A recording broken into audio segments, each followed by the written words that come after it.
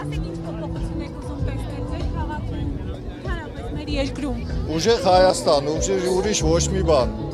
Իսկ ինչպիսին է ուժեղ Հայաստանի ձեր պատկերացումը։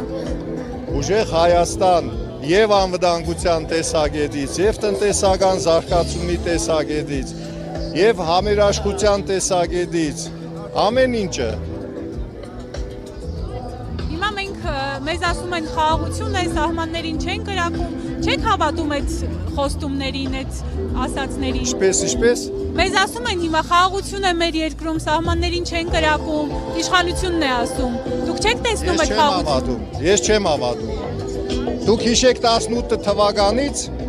ինչ խոստումներ են տվել եւ ամեն անգամ փոփոխել են այդ խոստումները։ Ամեն անգամ 18 թվականին ինչ ասել են, հետո փոշմանել են դրանից, հետո ասել են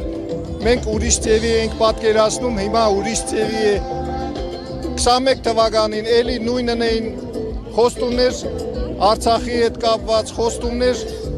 անկախության մեր ավելի ուժեղացման համար, բայց հետո ասին մենք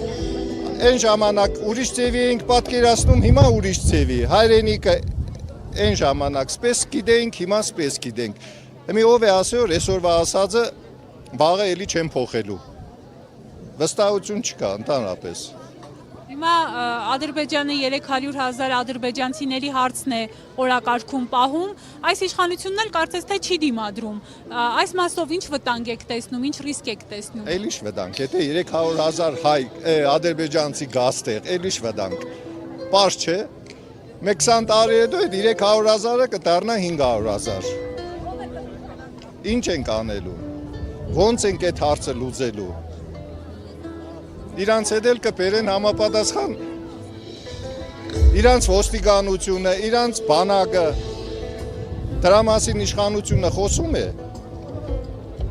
Կարծես թե ոչ։ Դե հարցի պատասխանը դա է։ Դրա դեմը պետք է առնենք մենք։ Դրա համար էլ ստեղ ենք։ Ելքը ո՞րն է կարծում եք այդ ամեն ինչին դիմադրելու։ Իշխանափոխություն, էլ ոչ մի բան։